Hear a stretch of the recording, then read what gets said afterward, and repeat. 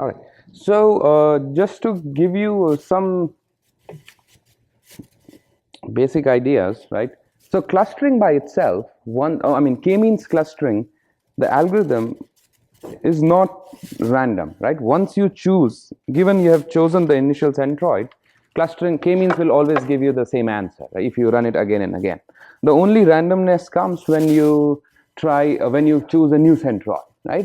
And more often than not, even by choosing different random centroids, initial centroids, you would still get the same answer, right? But sometimes you might not, right? So the probability that is being asked in this problem is more about, okay, when you choose centroids many times, how many times do you see the right answer, how many times you don't see the right answer, right?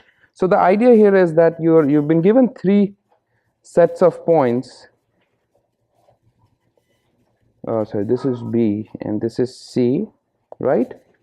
And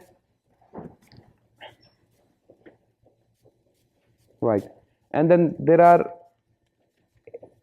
8,000 points in this big circle and 1,000 points in each one of these small circles, and the radius of these circles is 1.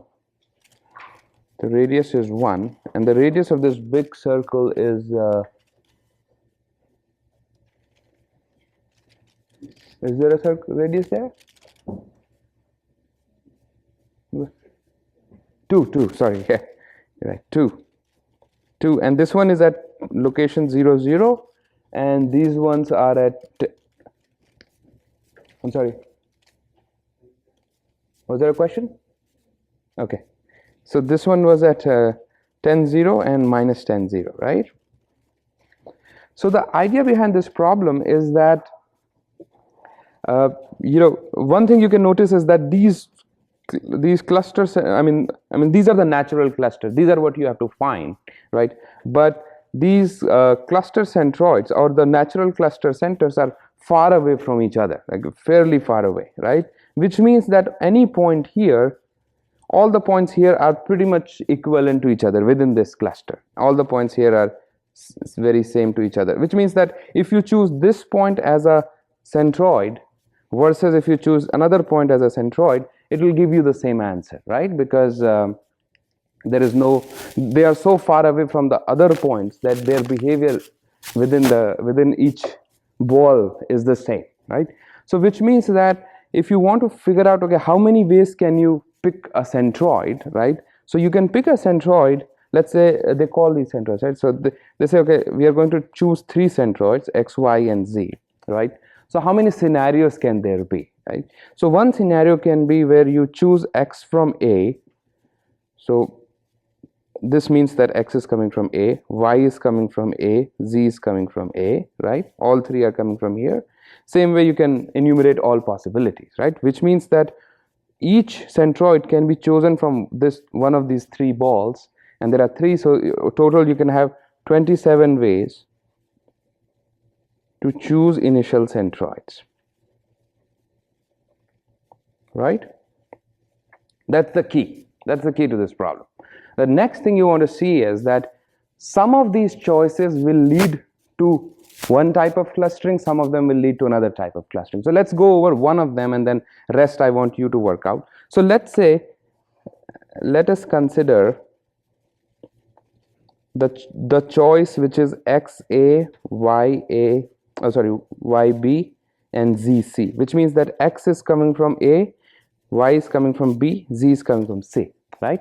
So you can quickly figure this out very easily, is that this initial centroid placement will always result in learning these 3 clusters correctly. So if you run k-means, right? So what will k-means do? So and then it won't matter which one of these is XA. So let's say XA is any one of these points. Let's say this is XA, right? So this is X, the centroid X. This is Y, and this is Z, right? So when k-means starts, what does it do? So first k-means will assign all the points to their closest center, right? So all these points will get assigned to X, right? None of these points can get assigned to Y because this distance is far enough, right? Same way, and it doesn't matter if X is here or in this corner or anywhere, right? Or in the periphery or in the middle. Same way y, all the points in this ball will get assigned to y and nothing else.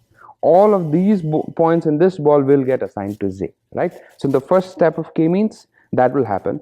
The second step, now you recompute your centroids, right? So if all of these points belong to one cluster, their centroid, because they're all uniformly distributed, will be right in the middle of this ball, right? And same with this one will be right here, this one will be right here, right? Which means that if this is my initial centroid, then you will learn A, B, and C correctly. Now you have to read the problem very well. The notion of a correct cluster is a cluster which only contains points belonging to a ball and nothing else. All right, and no other. It contains points on all the points in this ball, right? That's because they say here.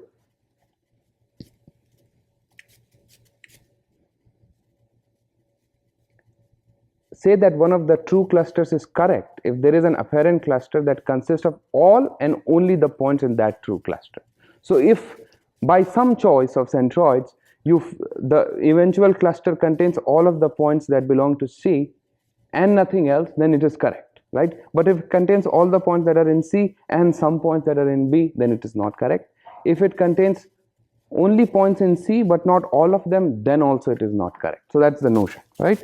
So now what you can do is you can based on what they ask you, you can figure out, okay, if my cluster centroids are these, initial centroids are these, then of course it will learn the perfect cluster, right? Now let us consider another example. Let's say XA, YA, ZA, which means all of my three centroids are coming from this ball, right? Now you have to run clustering in a sort of a pseudocode way to see what will happen, right? So what will happen now is that so without loss of any generality, let us just order them in this on this y-axis. Let's say XA is over here, YA is over here, and ZA is over here. So one of them will be at the, I mean, you can always order them, right? So what will happen now is when you run clustering, all of the points that belong to B and C will get assigned to Z, right? Because that will be the closest initial centroid to all of these points. Some of the middle points will get assigned to Y, and some of the points on this end will get assigned to X, right? So now what will happen is that now you have to see what will happen next. So next you will try to recompute the centroid. Now because most of these points and some of these points are in one cluster, when you compute the centroid, because this it has so many points, right? So centroid is just the mean of all the distances. Your centroid will shift this way. Z in next iteration will shift this way because all of your mass is over here, right? So it will force it to come here, but rest of these two will tend to stay there. They won't get moved too much. They will move a little bit, but not too much. After that, what you will see is that whatever happens, this Z, none of these points will ever get assigned to this new cluster ever again because they're too far, right? They will always tend to get assigned to X or Y, right? Which means that this new centroid will not budge at all, right? Which means that the final result, it would not learn C correctly, or it won't learn B or C or A, any of them correctly, right? So the basic way to solve this problem is to consider all possibilities and run k-means clustering, and then see how many of them you learn some cluster correctly and how many you don't, and then that helps you give the probability, which is basically the number of ways divided by 27. Any questions? Yes. So we have to, when you say we have to run it like manually? Yeah. Just, I mean, this is a very sort of a very simple data set. So you just need to figure out, okay, what will happen next? What will happen next? You don't really have to run it on. I mean, you could do that. What is the formula to compute it? Oh, this is the standard k-means clustering, right? So if you go to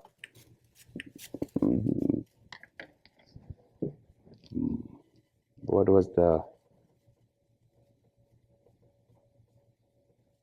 I think part 1, right? So this is the algorithm. right? This is the clustering algorithm. So you just need to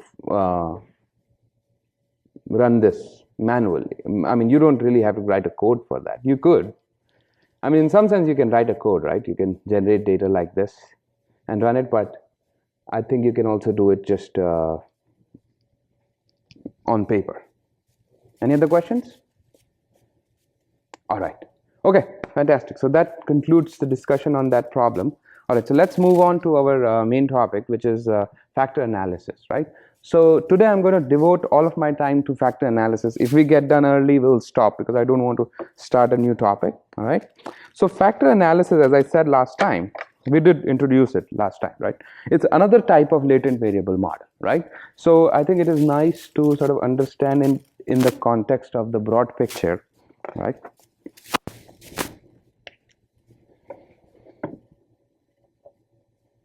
So remember the latent variable models, right? So latent variable models, there is a notion of something that you observe. So there is an observation X, right? And then there is a hidden or latent variable Z, right? And then what you have is a probability distribution for Z, which is, we just call it PZ, right? And then you have a probability distribution of X, which is Px given Z, right? Remember that we generate X given Z, yeah? And then we have a bunch of parameters, and we typically denote all the parameters. You could have many parameters depending on what P is and what form of what kind of distribution P is. So we use this term theta, but this theta doesn't really mean a value or a matrix or a vector. It's just a set of parameters, right? So this is a general setting of latent variable models, right? And the interesting questions that you can ask is that given X, can you learn theta, right? Given X, can you infer Z, right? So because X is what you observe and Z is what is the interesting part. So if I give you X and if I know theta and everything, can we know what Z is, right? So in some way we are interested in posterior of Z because we already know this P of Z, right? So that's a prior. So what we know is we want is P of Z given X. Because and with that we can do simply by doing the Bayes rule kind of application, right? So now one type of latent variable model that we saw was mixture model. So in a mixture model we assume that X belongs to a d-dimensional space, right? Actually we did okay. Then a hidden variable Z belongs to either, it's either like binary or it could be, many values but only k values, right? The probability distribution of P of Z is actually a multinully or a Bernoulli if it is only two values, which means that it has an associated pi vector which has k entries, right? That's the probability of each possibility. Am I writing it too small? All right. And then the distribution of X is assumed to be Gaussian, right? So we say if we know Z, which mixture component it is coming from, we can say what is X, all right? And then the parameters in this case theta would be of course pi, and then since these are Gaussians, right, so you'll have k Gaussians, so you will have k means and k covariance matrices, right? And then we looked at how do you estimate so an interesting problem, of course one problem is also to learn theta, right? So we saw to learn theta in mixture models we use an algorithm called EM, expectation maximization, right? And the posterior is simple. Posterior for this is nothing but you just do pi k. So we are trying to find, okay, what is the probability of Z to be kth value? That will be pi k P of X given theta divided by all the summation everything, right? And then we saw that you can use mixture model to do clustering or to do so you can do soft clustering, or you can also understand the the distribution and everything, right? So this is clear. Now we are going to look at another one, which is called factor analysis. So there are some similarity analysis and some differences. So even in factor analysis, the observation is actually R to D. All right? And in this case, Z is also a vector with L values. Okay, so it's a vector with L elements. So instead of Z being just a number between 1 and k, an integer between 1 and k, here it could be anything. It's a vector of L values, right?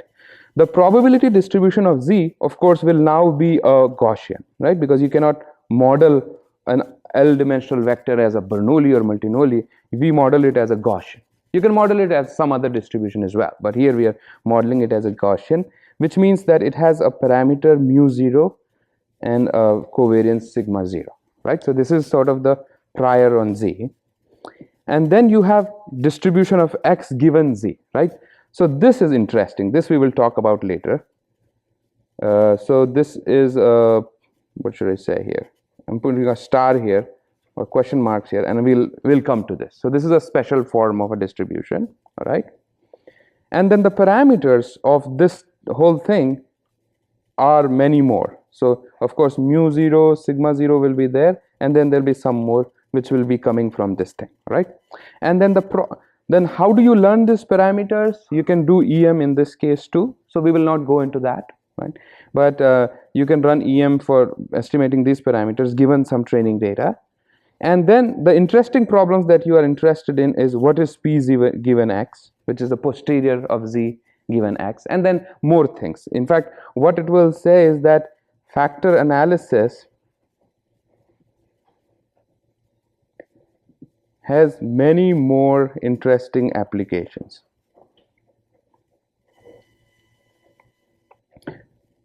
So actually factor analysis is a concept from statistics. So if you are a statistics student, that is something that they will teach you, even if you go to domains like psychometrics and those where you analyze clinical data or behavioral data, they do look at factor analysis as a tool, but we are looking at it as an extension of latent variable models, all right? So today we are going to sort of do all of this, and then later what we will see is that if we put some constraints on this factor analysis model, which means we put some constraints on the form of these things, then factor analysis starts looking like what we call a probabilistic PCA. I'm assuming some of you might be familiar with PCA, but we will do PCA next time. But just to give you a sense, and then you add some more constraints, and this actually starts looking like PCA. So PCA is more of a math concept, or maybe statistics as well, which was developed independently. Factor analysis was developed independently, but latent variable model, this whole broad type of learning, kind of captures all of that, right? So we will look at how all these things look like each other. All right, any questions so far? All right, so now let us look at what factor analysis truly is. So I've talked about it mostly, right? So this is more about latent variable. So this is the idea, right? So now in factor analysis, we assume that our hidden variable Zi is a normally distributed random variable. It's a vector, right? So it has some mean mu0 in the prior and some covariance matrix. Now if you want to compute xi over the marginal of xi, right? Now instead of having a summation, because remember in the case of mixture model we had a summation, right? Because we wanted to find xi for all values of zi's and then sort of sum it up in a more sort of what should I say,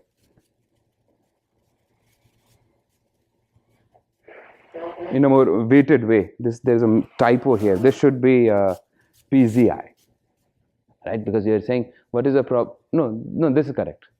This is x. Oh, there's a k here. Right. This is fine. But in this case, because Zi can take infinite values, you cannot have a summation there. So that becomes a integral, right? So that's a general case. So now in factor analysis model, what you say is that this distribution, right, looks like this.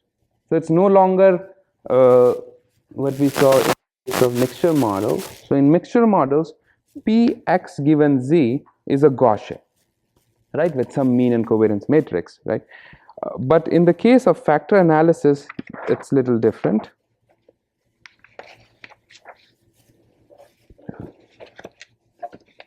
I'm out of paper. Can anyone lend me some paper, white paper? Sorry.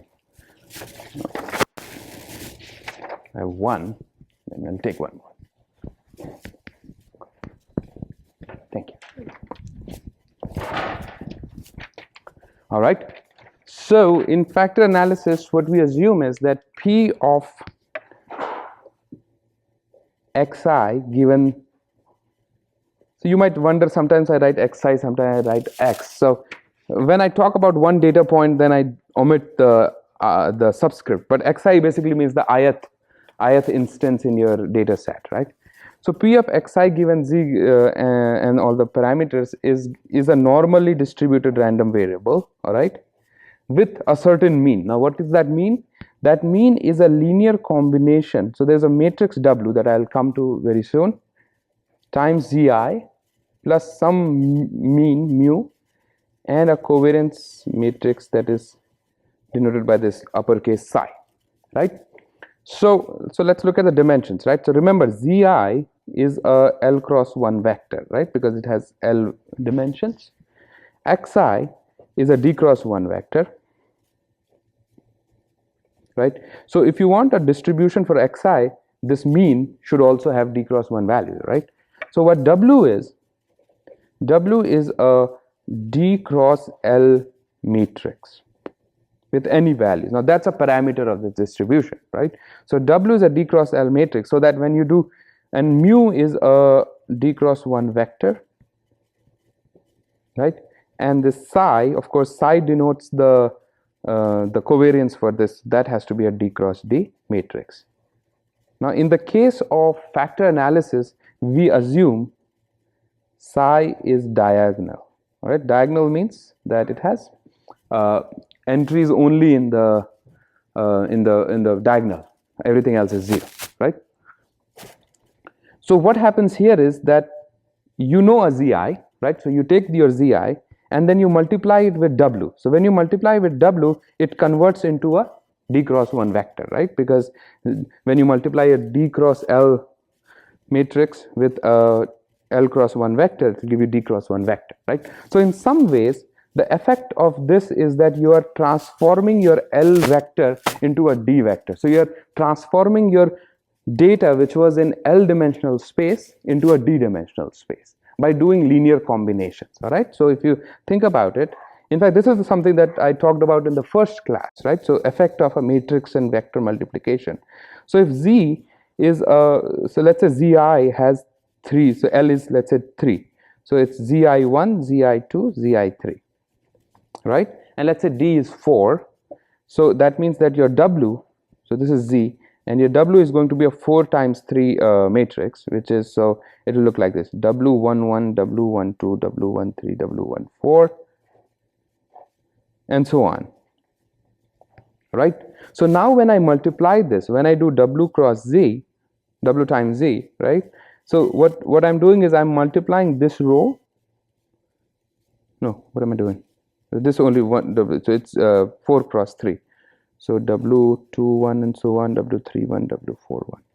So what I'm essentially doing is I'm taking this row which has 3 entries and make a dot product with your Z, right? And that gives you a 1 value, right? So that comes here, that's your X. So this will be something like the first row's dot product with your Z, Zi. And then this will be the second row's dot product with Zi, third row's dot product with Zi, and fourth row's dot product with Zi. So essentially what you're doing is you're taking linear combinations of your Z's and you're creating these new dimensions. So think of it as like a transformation of your data. So from 3 dimension, you're pushing it to 4 dimension, all right? So that is the effect of W, and then you add this extra mu, that is just to translate, okay? So you add this mu there, and then so your new xi is a is a normally distributed random variable. So that is the idea. So in factor analysis, so in the case of mixture model, we assume that p x given z is a Gaussian with some mu comma sigma, right? So these are the parameters. In this case, it is not that. It is still a Gaussian, but the mu is a function of zi. All right, and sigma is not a function actually. Sigma is just fixed for it. All right. So in this case, your parameters for your entire model. So remember, p of zi was also a normally distributed random variable, right? With mu 0 sigma 0, right? So for a factor analysis, your theta contains all the parameters are mu 0, sigma 0, w, mu, and psi. All right, so these are my parameters. In most cases, what we do is typically we assume mu 0 is a zero vector. Okay, so all zero values, and we typically that this is just an identity matrix. All right, the reason we do that is that even if you do this, you will still have the same model because you can absorb this mu 0 here, and I'll show you how. But typically, often we assume this. So which means that theta, the parameters for a factor analysis model, only has w, mu, and this. And we will see how to learn these. But for now, let us assume we know these, right? So if we know this, then we have the factor analysis model. All right. So sometimes this w, when we talk about factor analysis in statistical sense, this is also known as a loading matrix. So this loading matrix, the effect of this loading matrix is just you're transforming your 3-dimensional data or L-dimensional data into a D-dimensional space. All right. Now, if you compute the marginal value for xi, right? So if you want to compute p of xi given theta, this I had showed earlier, right? This equation here, you will have to marginalize over all values of z, right? So what you would do is you will compute p of xi given zi theta, p of zi dzi, right? So that will be your marginal distribution for x's without any zi's.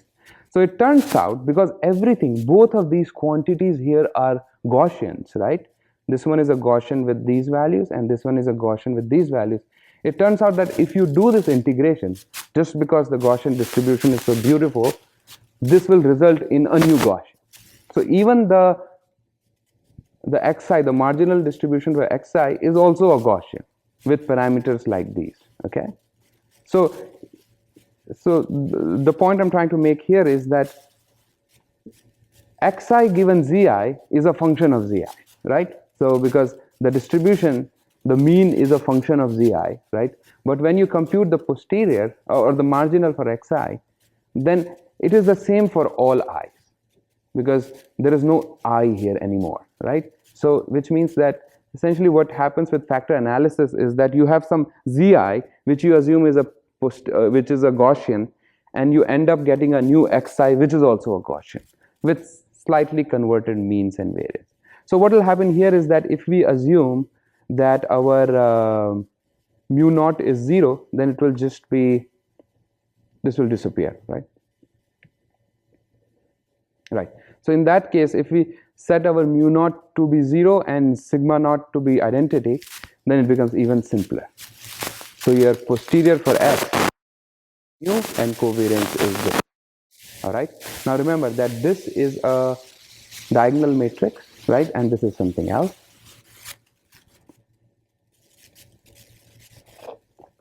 Right.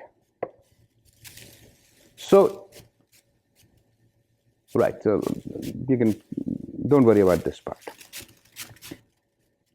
All right.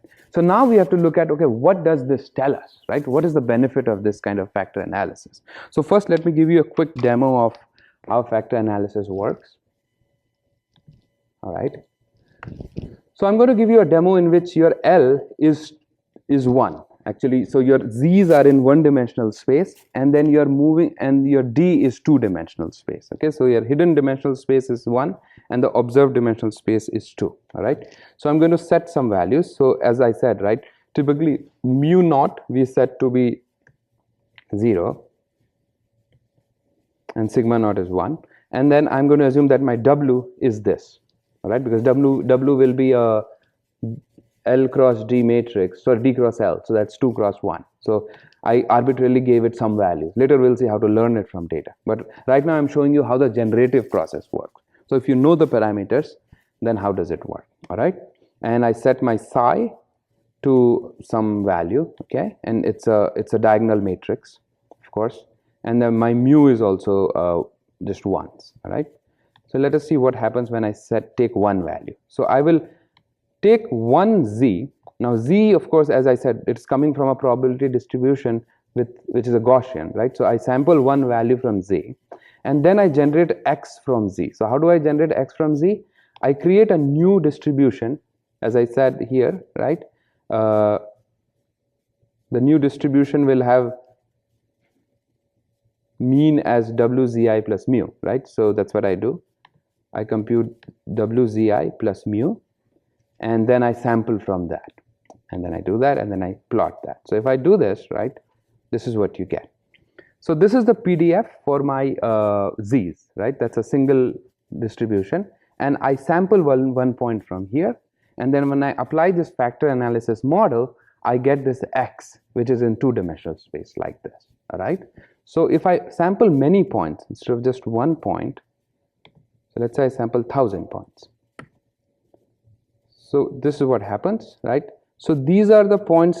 So you're sampling point from this number line, right? So it's hard to see, but you're sampling many points. So some points are coming from here. So here I just, for the sake of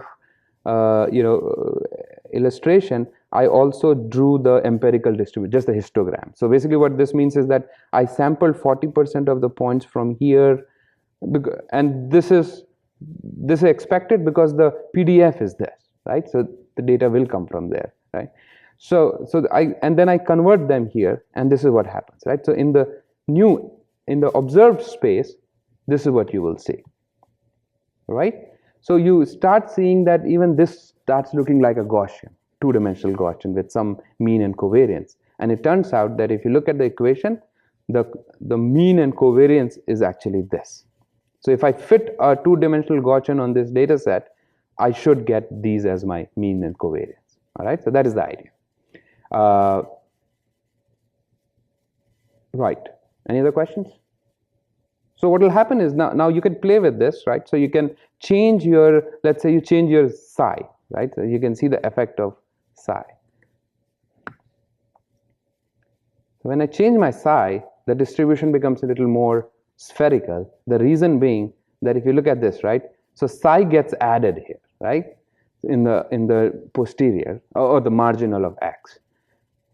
So if psi, and psi only has diagonal entries, so basically you're adding more and more on the diagonal entries, which means that your variance along all dimensions will start increasing, right? Earlier my psi was small, so that is why I was not seeing much variance. Then you can also see the effect of W, right? So W is, right now I'd set it to 2, 1. Let's say I set it to 8, 1. So then you'll see that your distribution kind of shifted a little bit. The reason being that W has an impact on the covariance like this, right? Yes, go ahead. Why have psi at all?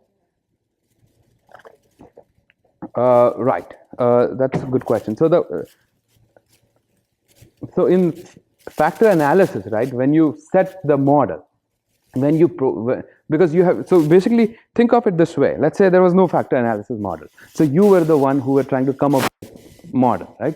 So there you would have to specify that, okay, it is fine that I'm assuming that my zi's are, these latent variables are vectors, but now you have to provide a PDF for xi given zi, right? Which means that you have to provide what will be my mean and what will be my covariance, right? And typically you would say that my mean is a function of zi, and my covariance also you can set to be a function of zi. But just to keep it simple, you set it to that. And then, so that's more from the simplifications perspective rather than anything else. But you do need something here. You could have had just an identity matrix here, right?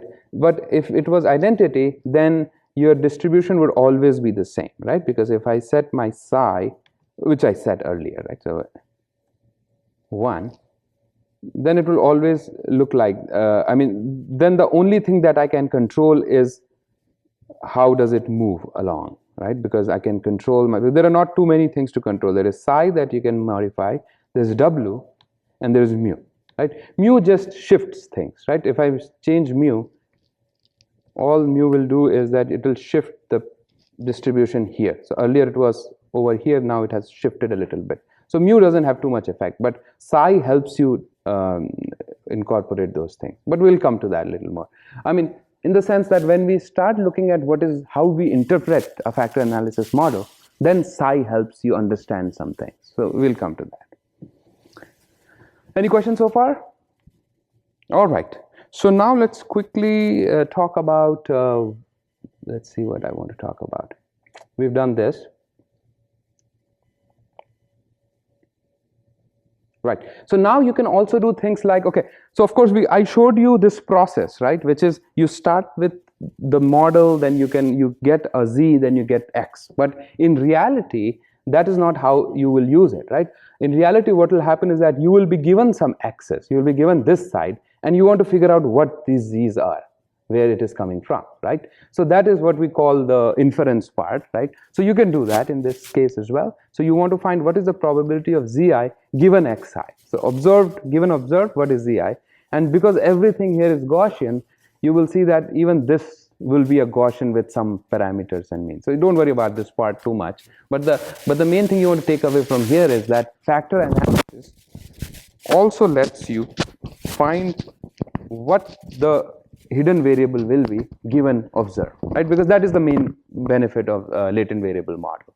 So any latent variable model, if tomorrow you go out and come up with a new latent variable model, you need to compute this. You need to provide a way to find this. In factor analysis, it becomes pretty clean. In some other models, might not be. So in fact, if you set this to identity, right? So this has just an I here, and if you set mu naught to 0, so this disappears. So it becomes even more cleaner. All right, now let us see how to interpret it, right? So as I said earlier, right, factor analysis was something that came out from psychometrics and more statistical domain. The idea there was that you are observing a lot of things about people or something, or some object, right? But there could be some correlations with, so it might not be that all what you observe are the canonical features of a data set, of an object, right? So for example, let's say there is an object which is described by two true features, but what you observe might not be those two features, but they might be combinations of these two features, right? So but really what you want are those two features. So those two features are the hidden features, and what you observe is sort of combinations of these. So how do you get to those hidden features, right? So that is the idea. So that is what factor analysis lets you do. You assume that xi is what you observe, zi is what you really want, and through the factor analysis model, by doing this, right, you are embedding your high dimensional data, d-dimensional data, into a smaller dimensional space. So it also has some notion of dimensionality reduction. You're going from D to L. All right. So let me quickly talk about, give you another demo to see how it is useful, right? So here is a data set that I found on the internet. This is about cars, right? So I'm going to load it and then show it to you. So this data is actually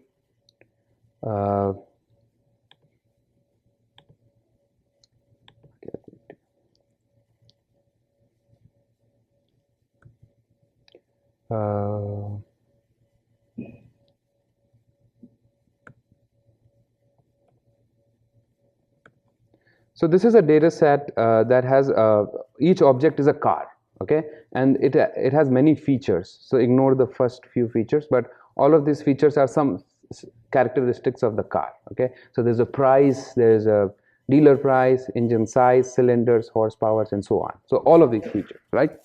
Now you want to understand what are the base characteristics of a car, right? So of course these give you some characteristics, but a lot of them might be correlated, right? For example, things like weight and length and width and wheelbase, they all tend to tell you something about the dimensions of the car, right? Both city MPG, highway MPG maybe tells you about the mileage of the car and so on.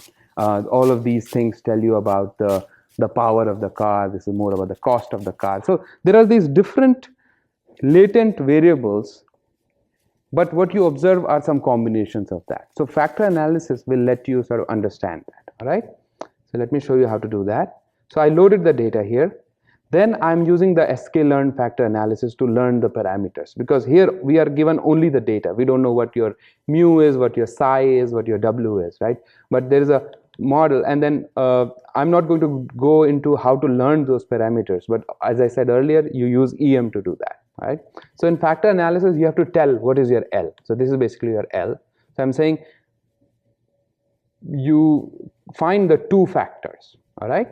So you do some normalization, then you fit it, and then you get the values, right? The psi is the psi that you get. So first I want to interpret the W matrix. So remember, the W matrix is a loading matrix, right? So what is W? So let's see. So W will have 11, it is 11 cross 2 because your D was 11 and 2. So each one of them, each column here, right, it kind of denotes how are you combining the observed data to get the new value, right? So this magnitude kind of denotes that. So if you look at the first column, this is sort of, this corresponds to the first factor, okay? So this column kind of tells you that it gives more importance to the first two features and less to the other ones, and actually negative importance to some of these features. So, and the same way with this one, right? So in fact, if you look at it in this, this way, right? So what I did here was I just plotted it in two-dimensional space. So this is first factor and this is second factor, okay? So if you look at the first factor, this is 0, right? So you see that the first factor tends to give a lot of values here, more weight to this, these attributes of the car, right? Let me do one thing, NPL.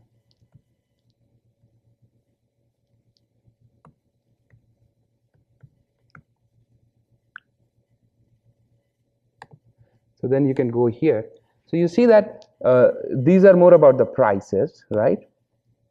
And these, it doesn't give too much weight to these attributes. So, and a negative weight to the MPG, right? And if you look at the second factor, you can interpret this factor that it is giving more importance to the mileage and maybe to the dimensions in a negative sense, but it is giving some importance, right?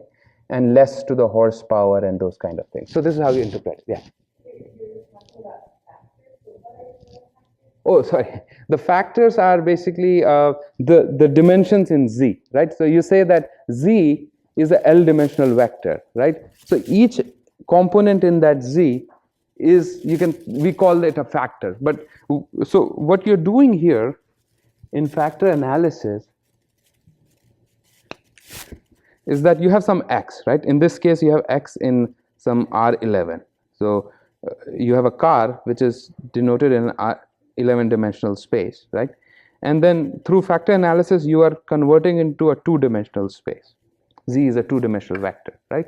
So each one of this value tells you something about the car, right? So we call this as a factor. So this is basically your linear combination of your Z axis, and you're getting back your Z. So this is combining all of these features in a certain way. So that is one factor, and this will be combining in a different way. That's another factor. So in terms of interpretation, you call them factors because they tell you something about the car, all right? And then what you can do is, then because through factor analysis, you have a way of mapping your data from 11-dimension to two-dimensional space, so then you can visualize the data. So you find basically you're finding the Z for each X, and then you're plotting it. All right, so if you look at this, so these are two factors, and each point here is a car which has been mapped to this space, all right?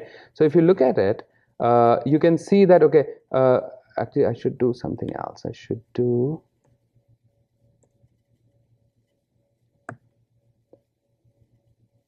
yeah, this is easier to see.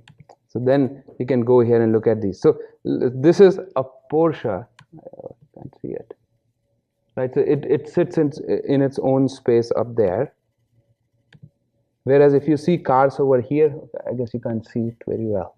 But let me go back to that other one. All right, see. So if you see cars over here, if you hover on this, it will tell you the name of the car. So these are all these big trucks, okay? These are all the gas guzzlers that you have, the armadas and all of these. So because this factor, right, this factor was more focused on the mileage and those kind of characteristics. So it is kind of mapping the data into some semantically interpretable space. So all of these go here, all of these cars, all of these luxury cars are here, Benz and all the Mercedes and all Acura, Porsche and things like this go here. All of this is what? This would be more of your hybrids, so Insight and all the smaller cars, Prius and all, because that's where it goes. And a lot of cars go here, all of, you know, the standard Ford Taurus and all of those things, right? So essentially what factor analysis lets you do is not only dimensionality reduction, but dimensionality reduction in a way that you can interpret it. So each factor tells you something, right? So, and how do you find what it tells you is by looking at the weight matrix or W matrix, because which is, I've shown it here, but you can look at it here, right? So the first factor, the first component of Z comes by combining your x's with these weights, right? So it tells you, okay, what does it semantically mean? So for example, let's look at the first one. So the first one is giving some importance to the price, right? Which means that it kind of differentiates cars along the price dimension. So and that makes sense, because then you see that all the expensive cars are over here, right? And the cheaper ones are over here. The second one demonstrates more about the second, what should I say? More about the size of the car and everything, like mileage and those kind of attributes. So then it differentiates cars in that dimension, right? And you can also increase the number of things that you want. So for example, I say, give me 3. So it will learn 3, then you have 3 weights, and then it differentiates cars in 3 dimensions. Now I can't draw the 3-dimensional right now, but you can do a 3D scatter plot, I suppose, but then it will put data in that form, all right? So that is sort of the notion behind factor analysis. Any questions so far? Yes, go ahead. No, are we learning? Is that the learning stage? All right, yes. So the question is, what are we doing as a machine learning people, right? So what we need to do is, we would only get access, right? We don't know anything else. We need to figure out what the W, mu, psi, all of these things are from the data, okay? And then once we have that, then we need to figure out, okay, given an x, what will be z, right? So those are the things that we need. We didn't go through the math, but getting z given xi and all the parameters is easy. It turns out to be another Gaussian, right? But how do you learn all of these given x? Is by using something called, by using EM, right? So these are the parameters that you want to learn. You can do an expectation maximization kind of routine here and learn these as well. But I don't think I have that math here, but it's just an extension of mixture models. So in mixture models, remember you had this E and M step. I think the E step kind of changes a little bit, because now you're not dealing with a Bernoulli distribution, but a Gaussian for Z, but then everything else kind of holds. All right? So quickly, and we'll discuss this more next time, but it turns out that if you modify your factor analysis model in different way, you get other models. So for example, instead of assuming that your ZI is a Gaussian, if you assume that it is something else, then it becomes what we call independent component analysis, ICA.